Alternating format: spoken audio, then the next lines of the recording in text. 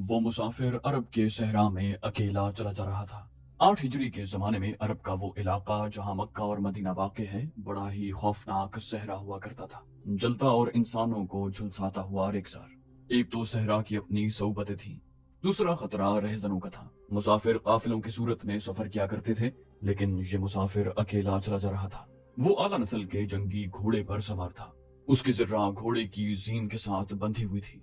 उसकी कमर से तलवार लटक रही थी और उसके हाथ में बर्छी थी। उस जमाने में मर्दों के कद दराज, सीने चौड़े और जिस्म गठे हुए होते थे। ये अकेला मुसाफिर भी उन्हीं मर्दों में से था, लेकिन जिस अंदाज से वो घोड़े की पीठ पर बैठा हुआ था, उससे पता चलता कि वो शहसवार है और वो कोई मामूली आदमी नहीं। उसके चेहरे पर खौफ का हल्का सा भी तासुर नहीं था कि रहजन उसे लूट लेंगे, उसे इतनी अच्छी नस्ल का घोड़ा छीन लेंगे और उसे पैदल सफर करना पड़ेगा। लेकिन उसके चेहरे पर जो तासुर था वो कुदरती नहीं था। वो कुछ सोच रहा था, यादों से दिल बहला रहा था, या कुछ यादों को जहन में दफन करने की कोशिश कर रहा था। आगे एक घाटी आ गई। घोड़ा चढ़ता चला गया। खासी बुलंदी पर जाकर जमीन हमवार हुई। सवार ने घोड़ा रोककर उसे घुमाया और रकाबों पर खड़े होकर पीछे देखा। उसे मक्का मुकर्रमा नजर आया।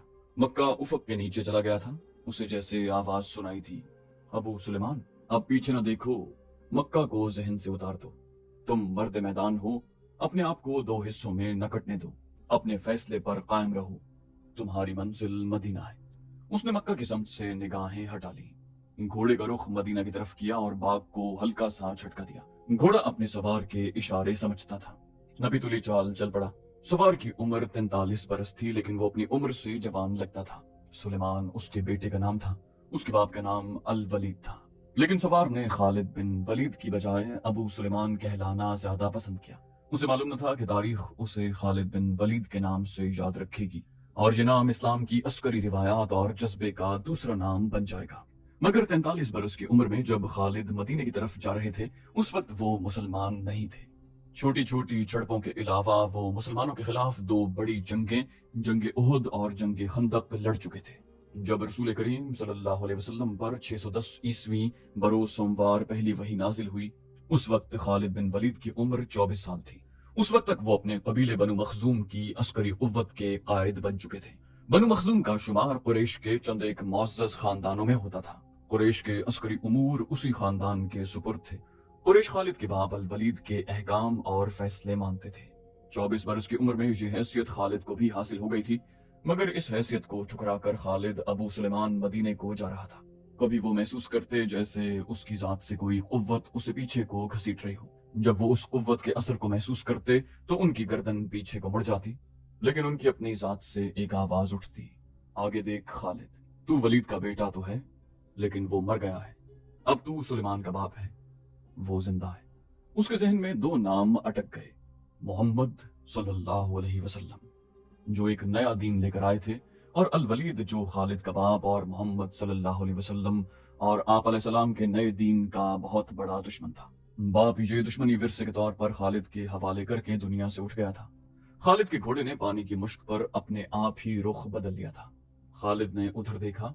उसे गोल दायरे में खजूरों के दरख्त और सहरा के झाड़ी नुमा दरख्त नजर आए। घोड़ा उधर ही जा रहा था। नखलिस्तान में दाखिल होकर खालिद घोड़े से कूद गए।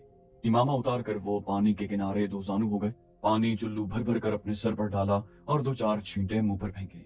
उनका घोड़ा पानी पी रहा था। खालिद बिन वलीद ने उस चश्मे से पानी पिया जो सिर्फ इंसानों के इस्तेमाल के लिए था। ये एक छोटा सा जंगल था।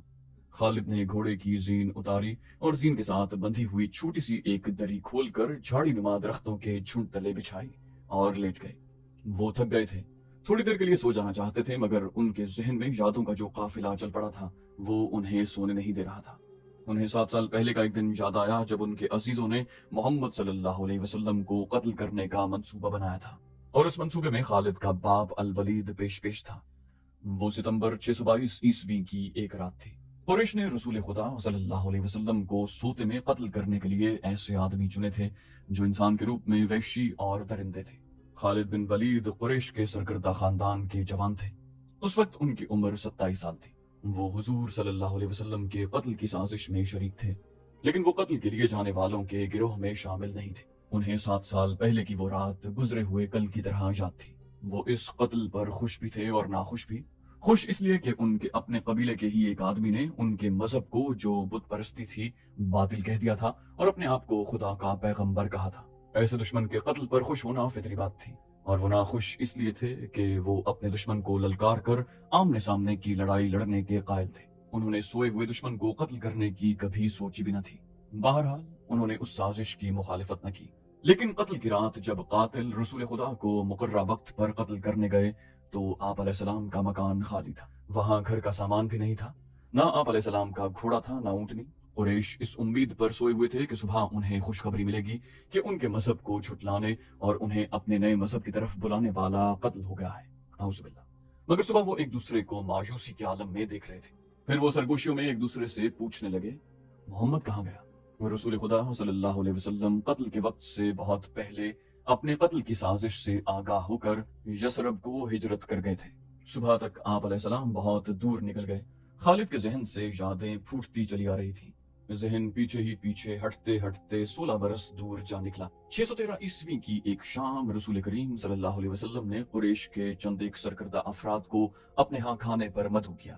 کھانے کے بعد رسول کریم صلی اللہ علیہ وسلم نے اپنے مہمانوں سے کہا، اے بنی عبد المطلب، میں تمہارے سامنے جو تحفہ پیش کرنے لگا ہوں وہ عرب کا کوئی اور شخص پیش نہیں کر سکتا، اس لیے کہ اللہ نے مجھے منتخب کیا ہے۔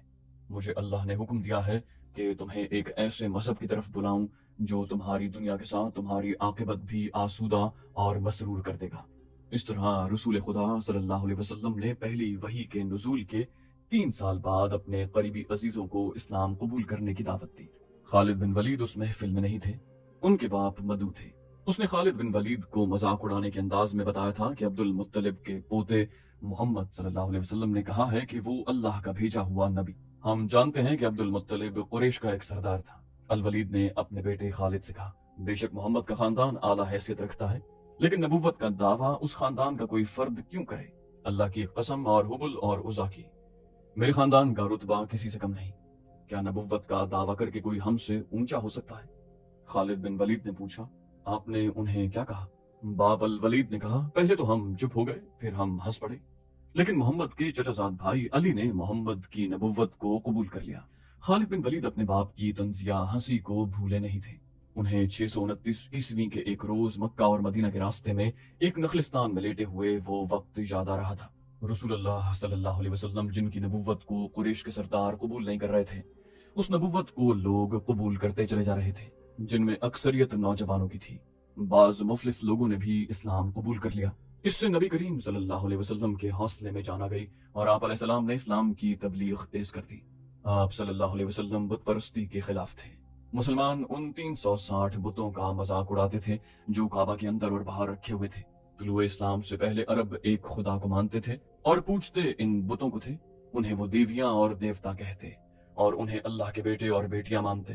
وہ ہر بات میں اللہ کی قسم کھاتے تھے۔ قریش نے دیکھا کہ محمد صلی اللہ علیہ وسلم کے جس دین کا انہوں نے مذاق اڑایا تھا وہ مقبول ہوتا جا رہا ہے، تو انہوں نے آپ علیہ السلام کی تبلیغی سرگرمیوں کے خلاف محاذ بنا لیا اور مسلمانوں کا جینا حرام کر دیا۔ خالد بن ولید کو یاد آ رہا تھا کہ انہوں نے اللہ کے رسول صلی اللہ علیہ وسلم کو گلیوں اور بازاروں میں لوگوں کو اکٹھا کر کے انہیں اسلام قبول کرنے کی دعوت دیتے اور بتاتے دیکھا تھا کہ بت انہیں نہ فائدہ دے سکتے ہیں نہ نقصان۔ عبادت کے لائق صرف اللہ ہے جو وحدہ لا شریک ہے۔ رسول خدا صلی اللہ علیہ وسلم کی مخالفت کے قائد قریش کے 4 سردار تھے۔ ایک تو خالد کا باپ الولید تھا، دوسرا نبی کریم صلی اللہ علیہ وسلم کا اپنا چچا ابو لہب تھا، تیسرا ابو سفیان اور چوتھا ابو الحکم تھا جو خالد بن ولید کا چچا زاد بھائی تھا۔ مسلمانوں پر سب سے زیادہ ظلم و تشدد اسی شخص نے کیا تھا۔ وہ جہالت کی حد تک کینہ پرور اور مسلم کش تھا، اس لیے مسلمان اسے ابو جہل کہنے لگے۔ یہ نام اتنا عام ہوا کہ لوگ جیسے اس کا اصل نام بھول ہی گئے۔ تاریخ نے بھی اس پستہ قد، بھینگے اور لوہے کی طرح مضبوط آدمی کو ابو جہل کے نام سے ہی یاد رکھا ہے۔ خالد بن ولید کو یہ یادیں پریشان کرنے لگی، شاید شرمسار بھی۔ قریش کے لوگوں نے رسول خدا صلی اللہ علیہ وسلم کے گھر میں کئی بار غلاظت پھینکی تھی۔ جہاں کوئی مسلمان اسلام کی تبلیغ کر رہا ہوتا وہاں قریش کے آدمی جا پہنچتے اور ہلڑ مچاتے۔ بد اخلاق اور دھتکارے ہوئے آدمیوں کو رسول خدا صلی اللہ علیہ وسلم کو پریشان کرتے رہنے کے کام پر لگا دیا گیا تھا۔ خالد بن ولید کو یہ اطمینان ضرور تھا کہ اس کے باپ نے محمد صلی اللہ علیہ وسلم کے خلاف ایسی کوئی گھٹیا حرکت نہیں کی۔ वो 2 मरतबा कुरैश के 3-4 सरदारों को साथ लेकर रसूल खुदा सल्लल्लाहु अलैहि वसल्लम के चचा अबू तालिब के पास ये कहने गया था कि वो अपने भतीजे को बुतों की तौहीन और नबूवत के दावे से रोके, वरना वो किसी के हाथों कत्ल हो जाएंगे। अबू तालिब ने उन लोगों को दोनों मरतबा टाल दिया। खालिद को अपने बाप की बहुत बड़ी कुर्बानी याद आई। अम्मारा खालिद का भाई था। वो खास तौर पर खूबसूरत नौजवान था। वो ज़हीन था और उसमें बांकपन था। खालिद के बाप अल वलीद ने अपने इतने खूबसूरत बेटे अम्मारा को कुरैश के 2 सरदारों के हवाले किया और उन्हें कहा कि इसे मोहम्मद के चचा अबू तालिब के पास ले जाएं और इससे कहें कि मेरा बेटा रख लें और इसके बदले मोहम्मद सल्लल्लाहु अलैहि वसल्लम को हमें दे दें। खालिद अपने बाप के इस फैसले पर कांप उठा था और जब उसका भाई अम्मारा दोनों सरदारों के साथ चला गया था तो खालिद तन्हाई में जाकर रोए। सरदारों ने अम्मारा को रसूल करीम सल्लल्लाहु अलैहि वसल्लम के चचा के आगे करके कहा था, अबू तालिब, इसे तुम जानते हो, ये अम्मारा बिन अल वलीद है। तुम ये भी जानते हो कि बनु हाशिम ने, जिसके तुम सरदार हो, अभी तक इस जैसा सजीला और अक्लमंद जवान पैदा नहीं किया। ये हम हमेशा के लिए तुम्हारे हवाले करने आए हैं। इसे अपना बेटा बनाकर रखोगे तो ये तमाम उम्र फर्माबरदार रहेगा और अगर इसे अपना गुलाम बना लोगे तो कसम है अल्लाह की, तुम पर अपनी जान भी कुर्बान कर देगा। अबू तालिब ने पूछा, मगर तुम इसे मेरे हवाले क्यों कर रहे हो? क्या बनु मखजूम की माओ ने अपने बेटों को नीलाम करना शुरू कर दिया है? कहो, इसकी कितनी कीमत चाहते हो? कुरैश के एक सरदार ने कहा, इसके एवज हमें अपना भतीजा मोहम्मद दे दो। तुम्हारा ये भतीजा तुम्हारी रुसवाई का बायस बन गया है। उसने तुम्हारे आबा अजदाद के मजहब को रद्द करके नया मजहब बना लिया है। क्या तुम नहीं देख रहे कि उसने कबीले में आदमी को आदमी का दुश्मन बना दिया है? अबू तालिब ने पूछा, तुम मेरे भतीजे को ले जाकर क्या करोगे? कुरैश के दूसरे सरदार ने जवाब दिया, कत्ल। हम मोहम्मद को कत्ल करेंगे। ये बेइंसाफी नहीं होगी। तुम देख रहे हो कि हम तुम्हारे भतीजे के बदले तुम्हें अपना बेटा दे रहे हैं। अबू तालिब ने कहा, ये बहुत बड़ी बेइंसाफी होगी। तुम मेरे भतीजे को कत्ल करोगे और मैं तुम्हारे बेटे को पालूंगा और इस पर खर्च करूंगा और इसे बहुत अच्छी जिंदगी दूंगा। तुम मेरे पास कैसा इंसाफ लेकर आए हो? मैं तुम्हें इज्जत से रुखसत करता। खालिद बिन वलीद ने जब अपने भाई को अपने सरदारों के साथ वापस आते देखा और सरदारों से सुना कि अबू तालिब ने यह सौदा कबूल नहीं किया तो खालिद बिन वलीद को दिली मसरत हुई। खालिद बिन वलीद की जात से एक सवाल उठा, मोहम्मद सल्लल्लाहु अलैहि वसल्लम का तुमने क्या बिगाड़ लिया अबू सुलेमान? उन्होंने ख्यालों ही ख्यालों में सर हिलाया और दिल ही दिल में कहा, कुछ नहीं, बेशक मोहम्मद सल्लल्लाहु अलैहि वसल्लम का जिस्म ताकतवर है, लेकिन रिकाना बिन अब्द यजीद जैसे पहलवान को उठाकर पटखने के लिए सिर्फ जिस्मानी ताकत काफी नहीं। रिकाना बिन अब्द यजीद रसूल करीम सल्लल्लाहु अलैहि वसल्लम का चचा था, जिसने इस्लाम कबूल न किया था। वो अरब का माना हुआ पहलवान था। नामी गिरामी पहलवान आए जिन्हें उसने एक ही दाव में पटख कर उठने के काबिल न छोड़ा। वो वैशी इंसान था, सिर्फ लड़ना मारना जानता था। खालिद को वो वक्त याद आने लगा जब मुसलमानों को दिक करने वाले 3-4 आदमियों ने एक दिन रिकाना पहलवान को खूब खिलाया पिलाया और उसे कहा था कि तुम्हारा भतीजा मोहम्मद सल्लल्लाहु अलैहि वसल्लम किसी के हाथ नहीं आता, ना अपनी तबलीग से बाज आता है, ना किसी से डरता है, और लोग उसकी बातों के जादू में आते चले जा रहे हैं। क्या तुम उसे सीधा नहीं कर सकते? रिकाना ने अपने चेहरे पर मस्त भैंसे का तासुर पैदा करके तकब्बुर के लहजे में कहा था, क्या तुम मेरे हाथों उसकी हड्डियां तोड़वाना चाहते हो? लाओ उसे मेरे मुकाबले पे, लेकिन वो मेरा नाम सुनकर मक्का से भाग जाएगा। नहीं नहीं, मैं उसके साथ लड़ना अपनी तौहीन समझता हूँ। उसने उकसाने वाले आदमियों की बात न मानी। वो किसी पहलवान को अपने बराबर समझता ही न था। मुसलमानों के दुश्मन खामोश हो गए, लेकिन सोचते रहे कि रसूल खुदा सल्लल्लाहु अलैहि वसल्लम को रिकाना के हाथों गिराकर आप अलैहिस्सलाम का तमाशा बनाया जाए। मक्का के यहूदी खास तौर पर रसूल अकरम सल्लल्लाहु अलैहि वसल्लम के दुश्मन थे, लेकिन वो खुलकर मैदान में नहीं आते थे। वो खुश थे कि अहले कुरैश आपस में बटकर एक दूसरे के दुश्मन हो गए। उन्हें पता चल गया कि कुरैश के कुछ आदमियों ने रिकाना पहलवान को उकसाया है कि वो रसूल खुदा सल्लल्लाहु अलैहि वसल्लम को कुश्ती के लिए ललकारे, लेकिन वो नहीं मान रहा था। एक रोज रिकाना रात के वक्त एक गली से गुजर रहा था कि उसके करीब से एक बड़ी हसीन और जवान लड़की गुजरी। चांदनी रात में लड़की ने रिकाना को पहचान लिया और मुस्कुराई। रिकाना वहशी था, वो रुक गया और लड़की का रास्ता रोक लिया। उसने पूछा, क्या तुम जानती हो कि औरत मर्द की तरफ देख कर मुस्कुराती है तो उसका मतलब क्या होता है? कौन हो तुम? उस जवान लड़की ने जवाब दिया, इसका मतलब ये होता है कि औरत उस मर्द को चाहती है। मैं सब्त बिन्ते अरमन हूँ। रिकाना ने कहा, ओ अरमन यहूदी की बेटी, और लड़की के कंधों पर हाथ रखकर उसे अपने करीब करके बोला, क्या मेरा जिस्म तुझे इतना अच्छा लगता है और क्या मेरी ताकत? सब्त ने पीछे हटते हुए कहा, तुम्हारी ताकत ने मुझे मायूस कर दिया है। तुम अपने भतीजे मोहम्मद से डरते हो? रिकाना ने गरज कर पूछा, कौन कहता है? सब्त ने कहा, सब कहते हैं। पहले मोहम्मद को गिराओ, मैं अपना जिस्म तुम्हें इनाम में दूंगी। रिकाना ने कहा, अल्लाह के बेटों और बेटियों की कसम, तेरी बात पूरी करके तेरे सामने आऊंगा, लेकिन तूने गलत सुना है कि मैं मोहम्मद से डरता हूँ। بات یہ ہے کہ میں اپنے سے کمزور کے ساتھ لڑنا اپنی توہین سمجھتا ہوں، لیکن تیری بات پوری کروں گا۔ مشہور مورخ ابن ہشام نے لکھا ہے کہ رسول کریم صلی اللہ علیہ وسلم نے خود رکانہ پہلوان کو کشتی کے لیے للکارا تھا، لیکن دوسرے مورخ ابن الاسیر نے جو شہادت پیش کی ہے وہ یہ ہے کہ رکانہ نے محمد صلی اللہ علیہ وسلم کو کشتی کے لیے للکارا اور اس نے کہا تھا، میرے بھائی کے بیٹے، تم بڑے دل اور بڑی جرت والے آدمی ہو، میں یہ بھی جانتا ہوں کہ تم جھوٹ بولنے سے نفرت کرتے ہو، لیکن مرد کی جرت اور صداقت کا پتہ اکھاڑے میں چلتا ہے۔ آؤ میرے مقابلے میں اکھاڑے میں اترو، اگر مجھے گرا لو تو میں تمہیں اللہ کا بھیجا ہوا نبی مان لوں گا، اللہ کی قسم تمہارا مذہب قبول کر لوں گا۔ رسول خدا صلی اللہ علیہ وسلم نے رکانہ کی للکار کے جواب میں کہا، لیکن یہ ایک بھتیجے اور چچا کی کشتی نہیں ہوگی، ایک بت پرست اور سچے دین کے ایک پیغمبر کی لڑائی ہوگی، تو ہار گیا تو اپنا وعدہ نہ بھول جانا۔ مکے میں یہ خبر صحرا کی آندھی کی طرح پھیل گئی کہ رکانہ پہلوان اور محمد صلی اللہ علیہ وسلم کی کشتی ہوگی، اور جو ہار جائے گا وہ جیتنے والے کا مذہب قبول کر لے گا۔ قریش کا بچہ مرد و زن اور یہودی ہجوم کر کے آ گئے۔ مسلمانوں کی تعداد بہت تھوڑی تھی، وہ تلواروں اور برچھیوں سے مسلح ہو کر آئے، کیونکہ انہیں خطرہ محسوس ہو رہا تھا کہ قریش کشتی کو بہانہ بنا کر رسول خدا صلی اللہ علیہ وسلم کو قتل کر دیں گے۔ عرب کا سب سے طاقتور اور وحشی پہلوان رکانہ بن عبد یزید رسول کریم صلی اللہ علیہ وسلم کے مقابلے پر اترا۔ اس نے رسول خدا صلی اللہ علیہ وسلم پر تنزیہ نظر ڈالی اور آپ علیہ السلام پر پھپتی کسی۔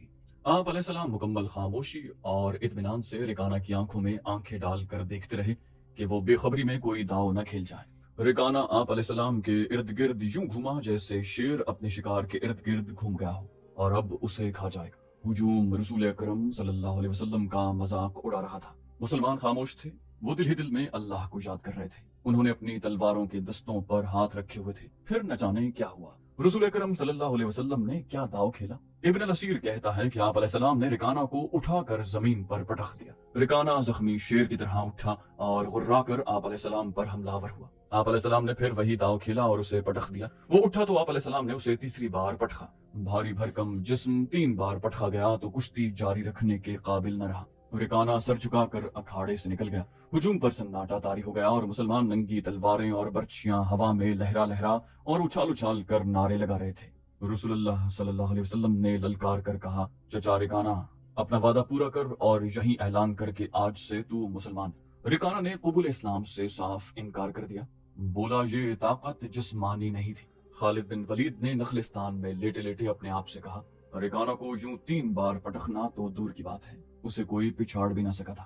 رسول اکرم صلی اللہ علیہ وسلم کا تصور خالد کے ذہن میں نکھر آیا۔ وہ آپ علیہ السلام کو اچھی طرح سے جانتا تھا، لیکن اب وہ محسوس کر رہا تھا جیسے وہ محمد علیہ السلام کوئی اور تھے جنہیں وہ بچپن سے جانتا تھا۔ اس کے بعد آپ علیہ السلام نے جو رخ اختیار کیا تھا اس میں خالد آپ علیہ السلام کو نہ پہچانتا تھا۔ نبوت کے دعوے کے بعد خالد بن ولید کی آپ علیہ السلام کے ساتھ بول چال بند ہو گئی تھی۔ وہ آپ علیہ السلام کے ساتھ 2 ہاتھ کرنا چاہتے تھے، لیکن وہ رکانہ کی طرح پہلوان نہیں تھے۔ وہ میدان جنگ میں لڑنے والے اور لڑنے والوں کی قیادت کرنے والے جنگجو تھے، لیکن اس وقت مسلمان فوج کی صورت میں لڑنے کے قابل نہیں تھے۔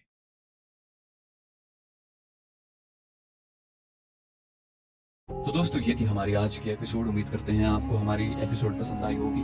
جانے سے پہلے اس ویڈیو کو لائک، شیئر اور کامنٹ کرنا مت بھولیے، اور اگر آپ ہمارے چینل پر نئے ہیں تو اسے سبسکرائب کیجیے اور بیل آئیکن پر کلک کیجیے تاکہ آپ کو تمام ویڈیوز فوراً ملتی رہیں۔ اگلی ویڈیو تک کے لیے اپنا خیال رکھیے۔ اللہ حافظ۔